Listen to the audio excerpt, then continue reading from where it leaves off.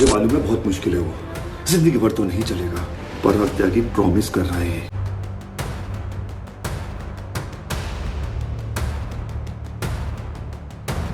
क्या एक हंसता खेलता रिश्ता अचानक यूं ही खत्म हो सकता है? क्या किसी कोने में छुपा है ऐसा राज जो अब तक दुनिया की नजरों से बचा रहा?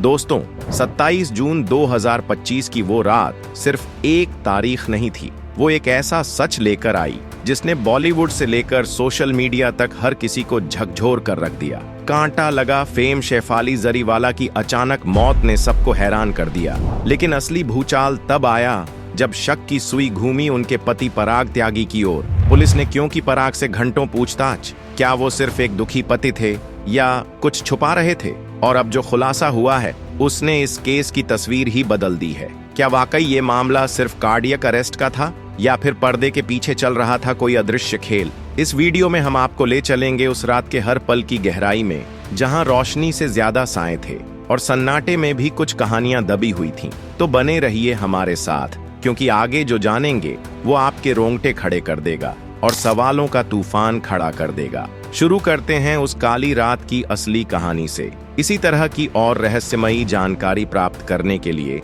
हमारे चैनल ट्रू हिस्ट्री को आज ही सब्सक्राइब करें और बेल आइकॉन को प्रेस करें। एक आम सी रात, लेकिन जिसकी सुबह शेफाली के बिना होगी ये किसी ने नहीं सोचा था। लेकिन असली सच्चाई सामने तब आई जब पूजा घई ने एक इंटरव्यू में उस रात की कहानी बयां की, जो कि शेफाली की दोस्त हैं। पूजा ने कहा कि जब पुलिस पराग से सवाल करने पहुंची तो वो घबरा गईं। उन्हें डर था कि कहीं इस सदमे में डूबा पराग किसी झूठे इल्जाम में न फंस जाए। पूजा ने कहा, पराग बुरी तरह टूट चुका था, उसका सब कुछ लुट चुका था, वो शांति चाहता था, अकेलापन चाहता था, लेकिन पुलिस की पूछताछ ने उसे और ज्यादा बिखेर दिया।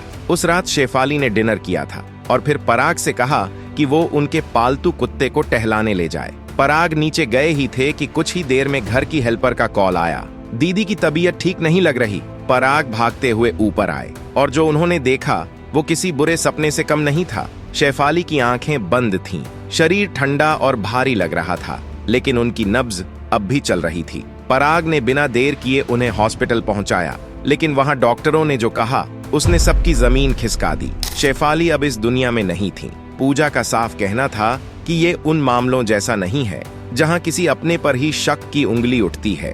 यहाँ हालात कुछ और थे। पराग और शेफाली के बीच बहुत प्यार था, गहरा, सच्चा और साफ। और ऐसे वक्त में जब पराग सबसे टूटे हुए हालात में है, उसके जज्बातों पर शक करना सबसे बड़ी नाइंसाफी होगी। लेकिन अब जो बात सामने आ रही है वो है पोस्टमार्टम रिपोर्ट की। और दोस्तों, यहीं से कहानी एक नया मोड़ लेती है। डॉक्टर्स की शुरुआती रिपोर्ट में सामने आया कि शेफाली जरीवाला की मौत की वजह बेहद आम मानी जाने वाली लो ब्लड प्रेशर और कार्डियक अरेस्ट थी। लेकिन जैसे ही ये खबर सामने आई, पुलिस हरकत में आ गई। जांच की गंभीरता ने सबको सोचने पर मजबूर कर दिया कि शायद इस मामले में कुछ छुपा हुआ है। मुंबई पुलिस ने बिना देर किए शेफाली के घर की तलाशी शुरू की। पति पराग त्यागी, उनकी मां और घरेलू स्टाफ समेत करीब 10 लोगों से सवाल जवाब किए गए। वहीं अंबोली पुलिस ने घर से जो दवाइयां बरामद की उनमें anti ageing injection, vitamin C drips, skin whitening capsule और गैस्ट्रिक मेडिसिन शामिल थीं। पुलिस सूत्रों की माने तो शेफाली पिछले कुछ वर्षों से ये दवाइयां बिना किसी डॉक्टर की सलाह के इस्तेमाल कर रही थीं। खास बात ये थी कि 27 जून के दिन उन्होंने खाली पेट विटामिन सी की 4 ड्रिप ली थी। उनकी करीबी दोस्त पूजा घई ने भी इस बात की पुष्टि की, लेकिन उनका कहना था कि ये ड्रिप्स आम तौर पर सुरक्षित मानी जाती हैं और दुबई जैसे देशों में इनका चलन बहुत ज्यादा है। लेकिन बड़ा सवाल यही है, अगर ये सब इतना सेफ था तो फिर शेफाली की तबीयत अचानक कैसे बिगड़ी?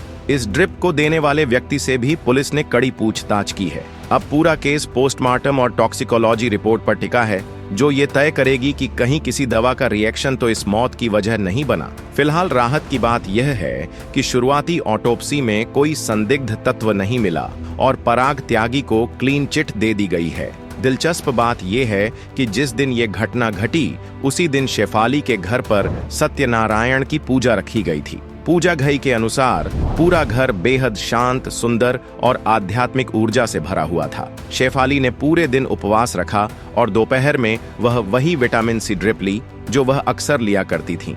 मगर यहीं से कहानी ने मोड़ ले लिया। व्रत के चलते उनका पेट पूरी तरह खाली था। जब शाम को उन्होंने उपवास तोड़ा तो फ्रिज में रखा पुराना फ्राइड राइस गर्म करके खा लिया। उनकी नौकरानी ने बताया कि यही खाना खाने के कुछ देर बाद ही शेफाली की हालत बिगड़ने लगी और वह बेहोश होकर जमीन पर गिर पड़ी।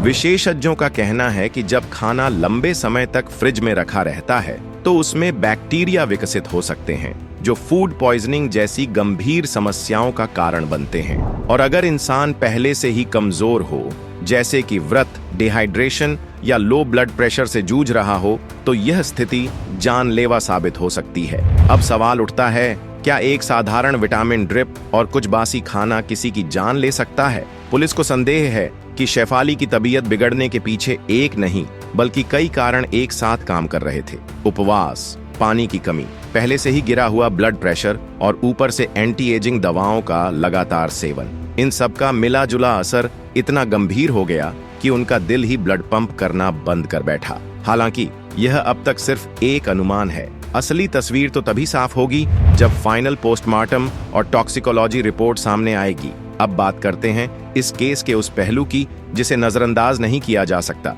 यानी एंटी एजिंग दवाओं की भूमिका। जानकारी के मुताबिक शेफाली बीते 5-6 सालों से ग्लूटाथायन, विटामिन सी और स्किन लाइटनिंग इंजेक्शंस का इस्तेमाल कर रही थीं। डॉक्टर्स का कहना है कि ये दवाएं अगर मेडिकल गाइडेंस के बिना ली जाएं तो हार्मोनल असंतुलन, ब्लड प्रेशर गिरना और गैस्ट्रिक ट्रबल्स जैसी समस्याएं पैदा कर सकती हैं और खाली पेट लेने पर इनके प्रभाव और भी खतरनाक हो सकते हैं। शेफाली की दोस्त पूजा घई का कहना है कि वह हमेशा अपनी सेहत को लेकर सतर्क रहती थीं और सोच समझकर ही कोई भी चीज लेती थीं।